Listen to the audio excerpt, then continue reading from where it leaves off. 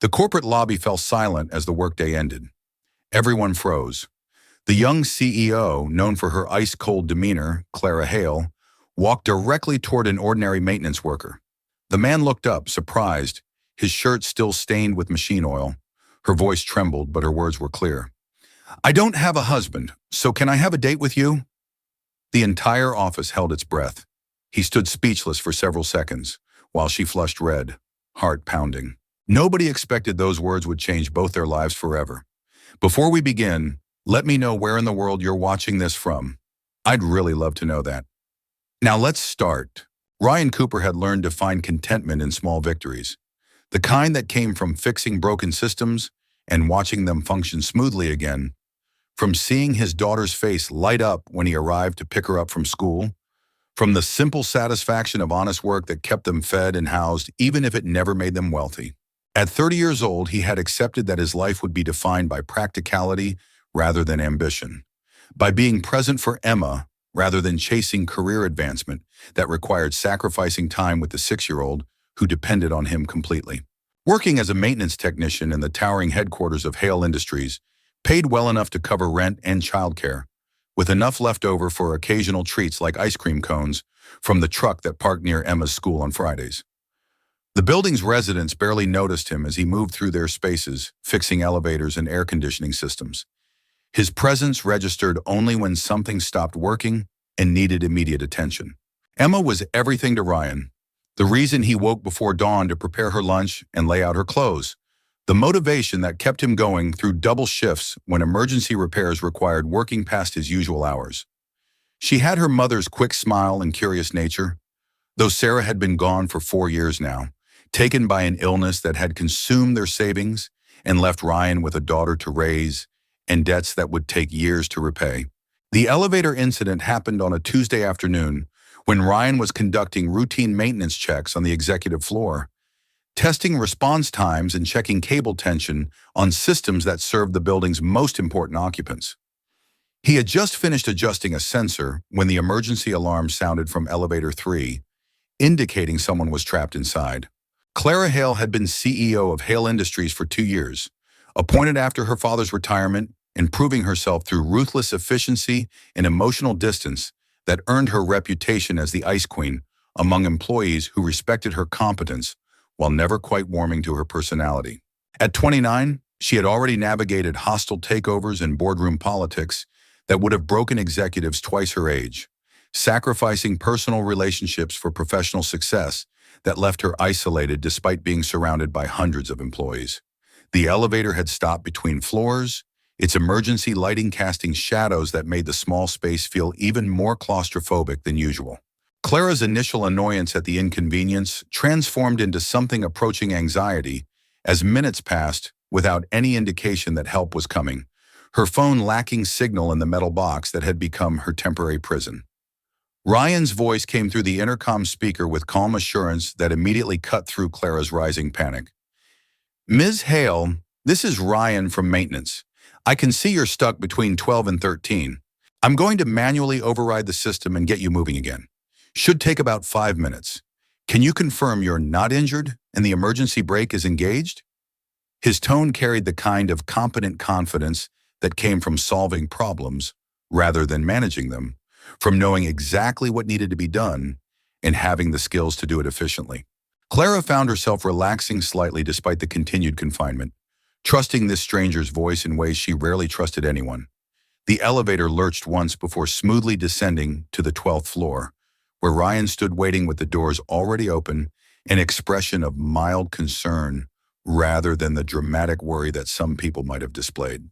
He was younger than Clara expected, perhaps early 30s, wearing the building's standard maintenance uniform with sleeves rolled up to reveal forearms marked by old scars from working with machinery. "You okay?" he asked, offering a hand to help her step over the slight gap between elevator and floor. "That was a sensor malfunction, already logged for replacement, but next time you see that red error light flashing, probably best not to get in. Safety protocols exist for reasons." The gentle chiding came without condescension, delivered more like friendly advice than criticism of her judgment. Clara found herself smiling, genuinely amused rather than offended, the expression feeling strange on her face after years of maintaining professional distance from everyone in her orbit. "Thank you," she said, and meant it with sincerity that surprised her. "I'll remember that next time I'm tempted to ignore warning lights." "Good plan," Ryan replied with easy grin that transformed his face from merely pleasant to genuinely attractive. "Though maybe I shouldn't encourage you to listen to maintenance workers. Might set a dangerous precedent about taking advice from people without MBAs." The self-deprecating humor, delivered without bitterness or resentment about their different positions in the corporate hierarchy, made Clara pause in her planned return to her office. She found herself studying this man who had rescued her from an uncomfortable situation while treating her like a person rather than a position, who made jokes about class differences without seeming to actually care about them. "I think I can make an exception for people who save me from elevator prison," Clara said, surprising herself with the playful tone that hadn't emerged in professional contexts for longer than she could remember. Ryan's smile widened, revealing the kind of genuine warmth that couldn't be faked or practiced, that came from someone who found real joy in simple human connection. "Well, in that case, try to get stuck more often.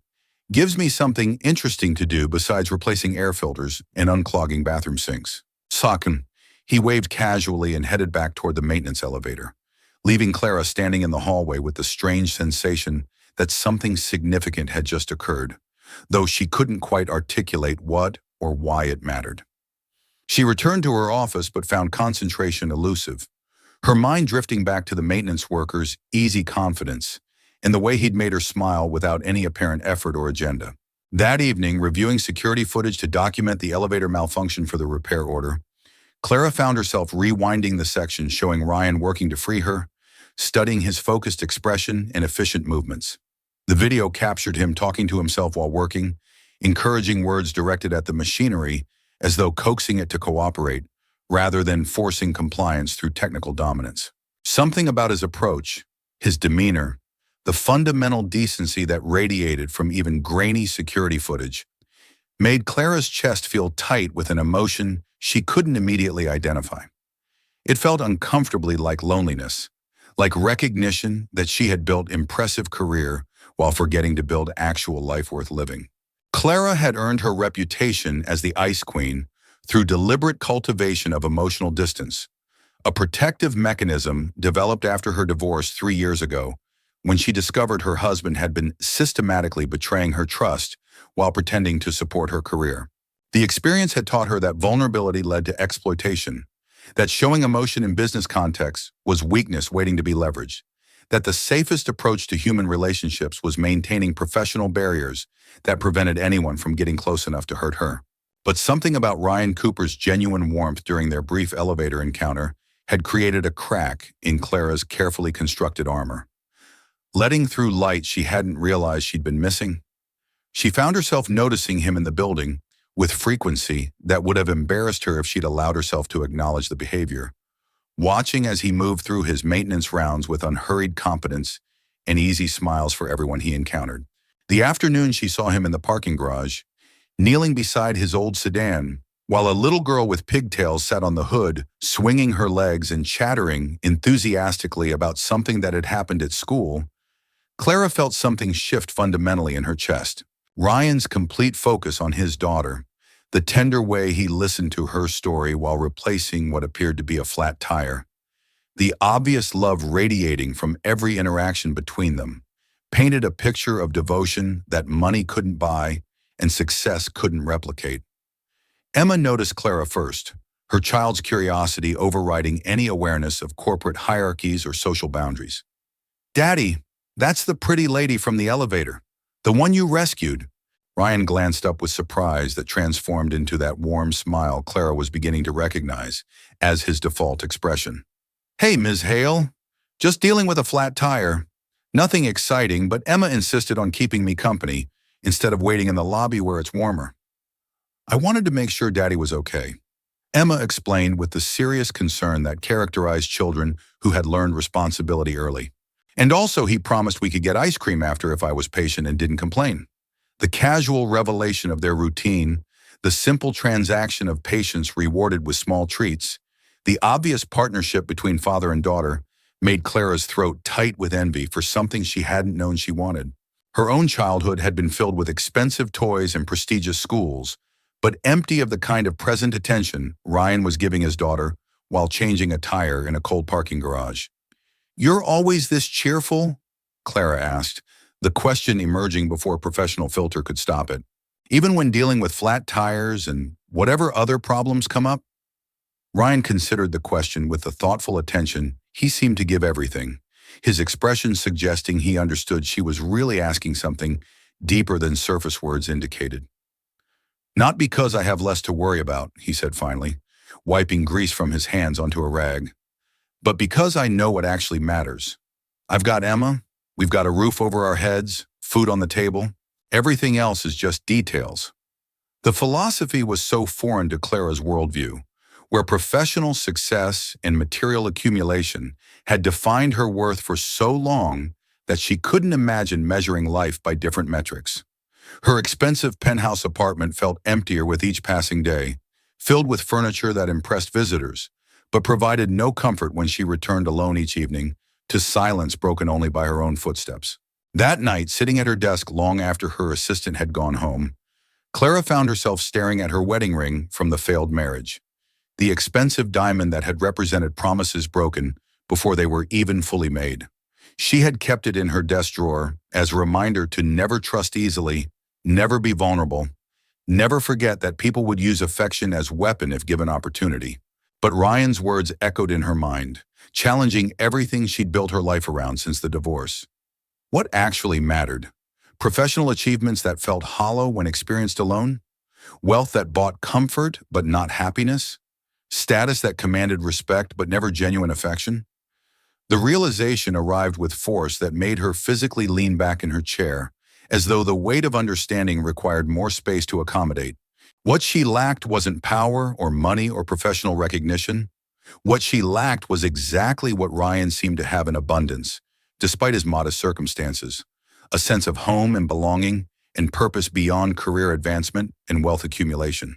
The decision to actively pursue interaction with Ryan, rather than simply observing from distance, came gradually over following weeks, as Clara found transparent excuses to visit areas of the building where maintenance work happened, to request his specific expertise for repairs that other technicians could have easily handled, to engineer encounters that allowed conversation beyond professional necessity.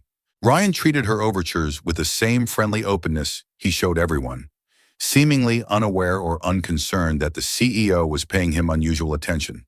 He talked about Emma's school activities with pride, about challenges of single parenting with honest vulnerability that Clara found both refreshing and slightly terrifying, about finding joy in small moments that people with money often overlooked in pursuit of bigger experiences. "Emma's school is doing a science fair next month," Ryan mentioned during one of their manufactured encounters, this time while he fixed the thermostat in Clara's office that had been working perfectly fine until she'd called maintenance with fabricated complaint. "She's building a model of the solar system out of recycled materials. Kid's got engineering in her blood, I swear. Figures out solutions to problems I wouldn't even think to try. Surrender." The paternal pride in his voice made Clara smile despite herself, genuine warmth breaking through her usual professional composure. "She sounds wonderful. You must be so proud." "Every single day," Ryan confirmed, his expression softening in ways that made Clara's heart skip unexpectedly. "Being her dad is the best thing I've ever done, even when it's hard. Especially when it's hard, actually. Those moments when she needs me and I can be there for her, that's what life's supposed to be about." Clara found herself nodding, even as internal voice questioned whether she'd ever experienced the kind of purpose Ryan described so easily.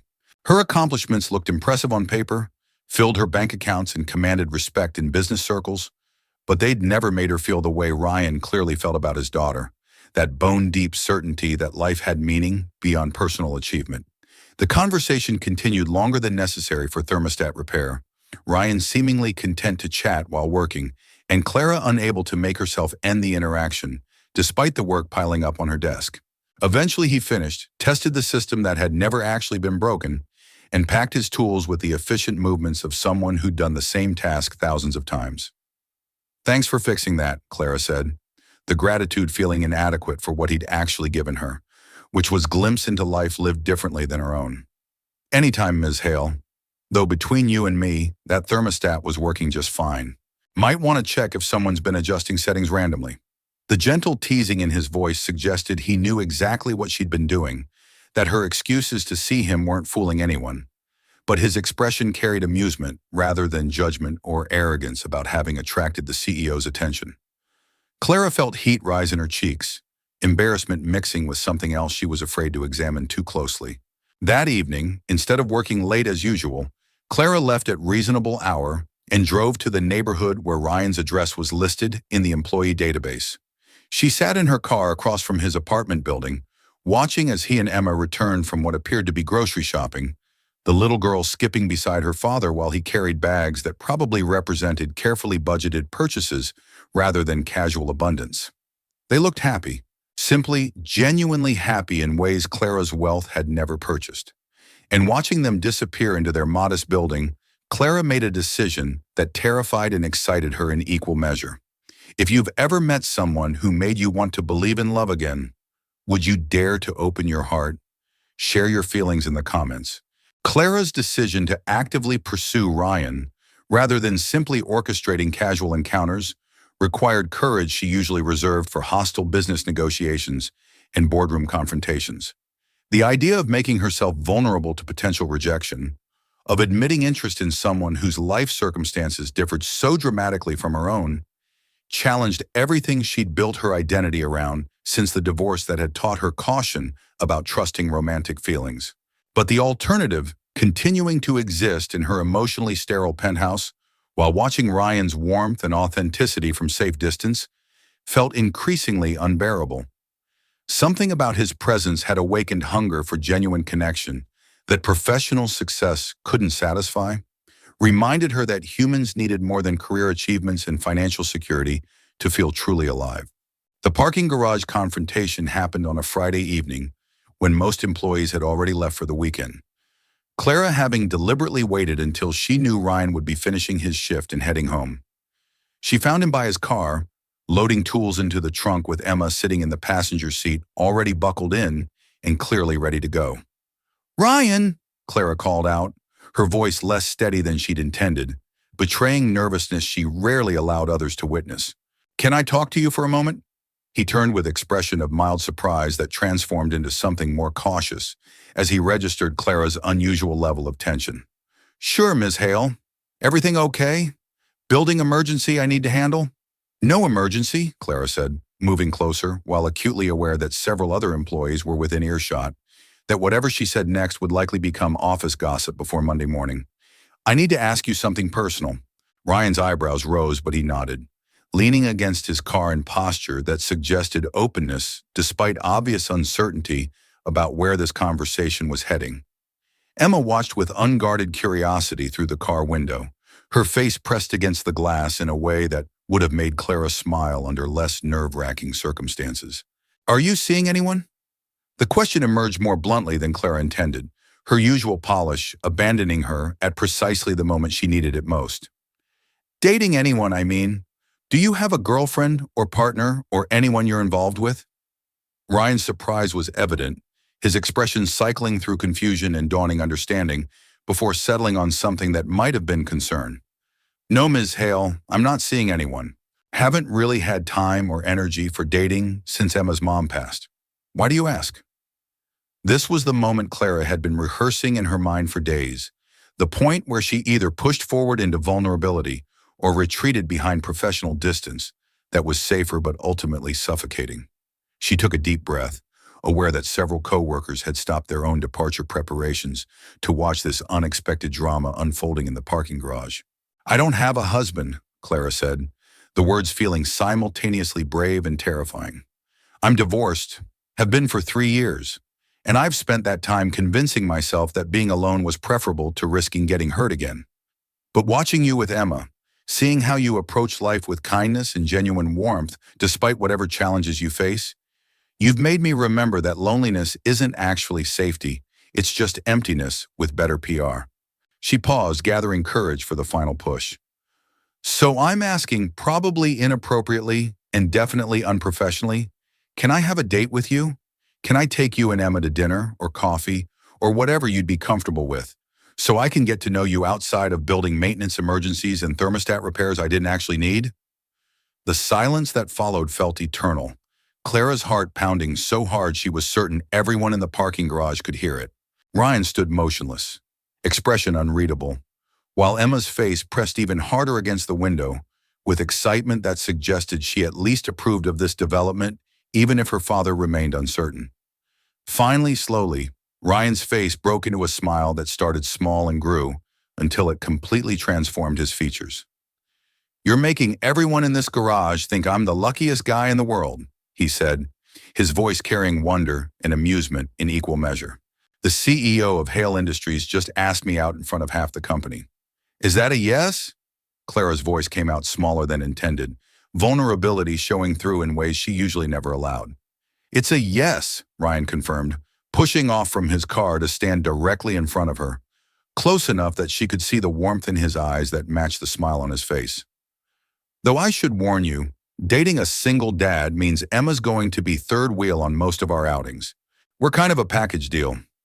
Relief flooded through Clara so intensely she felt slightly dizzy, her careful composure crumbling as she smiled with genuine joy she couldn't remember experiencing in professional contexts. "I wouldn't want it any other way," she said honestly. "Emma's the best part of the package." "Tree." The moment was interrupted by Emma rolling down the car window and shouting with 6-year-old enthusiasm, "Does this mean you're going to be my dad's girlfriend? Because that would be so cool. You're really pretty, and you smell nice, and you rescued Daddy from the elevator even though he says he rescued you. But I think maybe you both rescued each other." The adults laughed, tension breaking under the weight of childish honesty that cut through social complexity to reach fundamental truth. Clara moved to the car window, kneeling down to be at Emma's eye level. "If your dad agrees and you're okay with it, I'd like to try," Clara said gently, "but only if that's something you'd want. Your opinion matters more than anything else." Emma's enthusiastic nodding required no verbal translation, her entire face radiating approval that made Clara's chest tight with emotions she'd been suppressing for years. When she stood and turned back to Ryan, he was watching with expression that combined appreciation and something deeper that made her breath catch. "Tomorrow?" Ryan suggested. "There's a pizza place near Emma's school that has arcade games she loves. Nothing fancy, but the food's good, and Emma can run around burning energy while we talk." "Tomorrow sounds perfect," Clara agreed, meaning it with sincerity that surprised her. The idea of spending Saturday evening in a casual pizza restaurant with arcade games represented exactly the opposite of her usual weekend plans, which typically involved work she'd brought home and expensive wine drunk alone while reviewing quarterly projections. As she walked back to her car, aware that every employee still in the garage was staring, and that by Monday morning everyone in the company would know the CEO had asked out a maintenance worker, Clara felt something she hadn't experienced in years. Hope. Not the strategic optimism that came with good quarterly earnings or successful business deals, but genuine emotional hope that maybe life could be more than professional achievement and carefully maintained isolation. Behind her, she heard Emma's excited chatter through the still open car window. Something about needing to pick out her best dress for meeting Clara properly tomorrow. And Ryan's gentle response that regular clothes would be fine for pizza. The mundane family negotiation made Clara smile as she started her car, already mentally rearranging tomorrow's schedule to accommodate this unexpected addition to her weekend plans. The drive home to her empty penthouse felt different than usual. Less like retreat to comfortable solitude, and more like temporary pause before something new and potentially wonderful began. Clara caught herself humming while waiting at a red light, a habit she'd abandoned years ago when she decided that professional seriousness required suppressing signs of emotional spontaneity. Maybe, she thought as the light changed and she continued toward home, maybe it was time to stop measuring success by professional metrics and start evaluating life by its capacity to generate genuine human connection and simple happiness. Maybe Ryan and Emma represented exactly the kind of wealth that actually mattered. If you believe that status doesn't matter as much as genuine feelings, subscribe to Solo Parent Stories for more stories that will melt your heart. The office gossip began before Clara even arrived Monday morning, whispered conversations and speculative glances following her from the parking garage to her office on the executive floor. Her assistant's carefully neutral expression when delivering the morning briefing suggested she'd already heard multiple versions of the parking garage scene, each probably more dramatic than the actual event had been. The first formal pushback came during the executive committee meeting, where the CFO cleared his throat meaningfully before addressing what he termed, with pointed delicacy, concerns about professional boundaries and appropriate workplace relationships that might create complications for the company's image and operational efficiency. Clara let him finish his carefully prepared speech about corporate policy and potential conflicts of interest before responding with the same cold clarity that had earned her reputation as the Ice Queen. I'm not dating an employee in my direct reporting chain. I'm not creating workplace complications, and my personal life remains personal unless it actually interferes with my ability to run this company, which it doesn't. Next agenda item. But the opposition continued in more subtle forms. Colleagues questioning her judgment in ways they never had before. Board members expressing concern about how stockholders might react to news of the CEO dating a working-class single father. Media inquiries from business publications suddenly interested in Clara's personal life in ways they'd previously respected her privacy about. The pressure intensified when someone leaked the story to a gossip blog that specialized in business world drama. The resulting article painting Clara as either having a breakdown that required board intervention or slumming with maintenance workers for reasons that ranged from misguided charity to psychological issues stemming from her divorce. The comments section was predictably vicious, strangers competing to make the cruelest observations about Ryan's motivations and Clara's mental state. Ryan saw the articles before Clara could warn him. His expression when she arrived at his apartment that evening, carrying takeout and apologies, making clear he'd spent the day processing implications of dating someone whose personal life was apparently public property subject to analysis and judgment from people who knew nothing about either of them. I can't do this to Emma, he said without preamble, not even inviting Clara inside before launching into what was clearly a prepared speech. Having people say these things about her father, having her grow up with classmates whose parents read this garbage and make assumptions. I won't let her become collateral damage in whatever this is between us. The pain in Clara's chest felt physical, sharp enough to make breathing difficult. So you're ending things before they really started because strangers with no stake in our happiness have opinions about whether we belong together.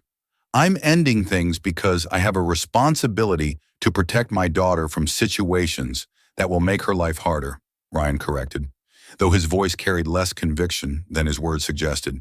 You can handle media attention and social judgment because you're used to it, because you have resources to insulate yourself from the worst of it. We don't. Emma's 6 years old and still figuring out the world, and I won't let that world tell her there's something wrong or shameful about her family. Emma appeared in the doorway behind her father, her face streaked with tears that broke Clara's heart more effectively than any business setback or professional challenge ever had. But I like Clara, the little girl said, her voice small and wounded. Why do mean people get to decide if we can be friends? Clara knelt down to Emma's level without conscious thought, pulling the child into an embrace that felt simultaneously natural and terrifying in its intensity of emotion.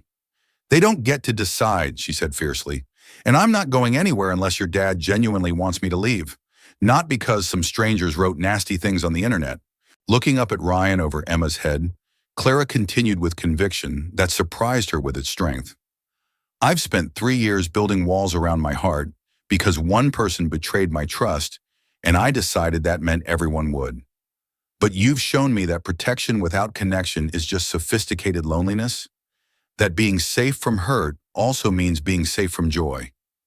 She stood, keeping one hand on Emma's shoulder while facing Ryan directly. I'm not going to lie and say the media attention won't be difficult. It will be. People will say cruel things, make assumptions, try to find scandal where there's only two people trying to build something genuine. But I've spent my entire life letting other people's opinions dictate my choices, and it left me empty. I'm done with that. What are you saying? Ryan asked, though his expression suggested he already knew and was simultaneously hoping for and fearing her answer. I'm saying fight for this. With me. Let me use every resource I have to protect Emma from the worst of the attention, to make clear that our relationship is nobody's business but ours. Let me prove through actions rather than words that I'm serious about this. About you, about Emma, about building something real instead of just another professional achievement to list on my resume. Ryan was quiet for a long moment, his internal struggle visible in the way his jaw worked and his eyes moved between Clara's face and Emma's hopeful expression. Finally, he reached out and pulled both of them close, his embrace encompassing them in warmth that felt like safety and promise combined. Okay, he said quietly. We'll try. But first sign that this is hurting Emma, first indication that the media circus is affecting her well-being, we revisit this conversation. Deal? Deal, Clara agreed, meaning it with every fiber of her being. 6 months after the parking garage confession that had scandalized the office and delighted Emma, Clara stood in the kitchen of a modest house in the suburbs, so different from her penthouse apartment that the contrast would have been funny if it weren't so perfectly representative of the changes she'd made in every aspect of her life. She had stepped down as CEO of Hale Industries, transitioning to chairman of the board position that allowed her to maintain strategic oversight while freeing her from the daily operational demands that had consumed every waking hour for years. The decision had shocked her colleagues and confused business analysts who couldn't understand why anyone would voluntarily reduce their power and presence in the corporate world. But standing in this kitchen, watching Ryan teach Emma how to make pancakes while flour dusted everything within 3 feet of their enthusiastic mixing, Clara understood her choice with clarity that no business degree had ever provided. This was wealth. This was success. This messy, loud, imperfect moment of family breakfast on a Sunday morning. The community development project they launched together, combining Clara's business acumen and connections with Ryan's practical understanding of what working-class families actually needed, rather than what wealthy benefactors assumed they needed, had become more fulfilling than any corporate achievement Clara could remember. They were building after-school programs and affordable housing, creating job training initiatives and community centers that served real needs rather than just looking good in annual reports. "Clara," Emma called out, her voice carrying the comfortable familiarity of a child who had stopped seeing Clara as intimidating CEO and started seeing her as simply another adult in her life who could be trusted and relied upon. "Dad says you're better at flipping pancakes than he is. Will you show me how?" Clara moved to the stove, guiding Emma's small hands on the spatula, while Ryan stepped back with expression of contentment that never failed to make Clara's heart skip. The pancake flipped successfully, Emma's shriek of delight filling the kitchen with joy that money could never purchase. Later, after breakfast had been consumed and dishes cleaned, and Emma had settled in the living room with her current library book, Ryan found Clara on the back porch watching birds at the feeder they'd installed together last weekend. "Any regrets?" he asked, sliding his arms around her waist from behind and resting his chin on her shoulder. "About giving up the corner office and the CEO title and all the power that came with it?" Clara leaned back against him, feeling the steady rhythm of his heartbeat against her spine. "Not even for a second," she said honestly. "I had everything and felt empty. Now I have what actually matters: a family, a home, a purpose beyond quarterly earnings and shareholder value." Emma appeared in the doorway, her question delivered with characteristic directness. "Clara, are you really going to be my mom now? Like officially?" Ryan's arms tightened around Clara as they both turned to face the little girl whose life had become so entwined with their own. Clara smiled, the answer requiring no thought or hesitation. "If you want me to be, then yes, officially." Emma's happy squeal and running leap into Clara's arms nearly knocked them all over, but Ryan steadied them with the kind of gentle support he'd been providing since that first day in the elevator when he'd rescued her from mechanical malfunction, without realizing he was also rescuing her from emotional isolation. They stood together in the doorway, 3 people who had found each other against all logical odds, building family from courage and vulnerability and willingness to risk judgment for chance at genuine happiness. From a single question asked in a parking garage, they had found something more valuable than any corporate empire or business success. They had found home. If you believe that true love comes from sincerity rather than perfection, subscribe to Solo Parent Stories for more heartwarming stories like this.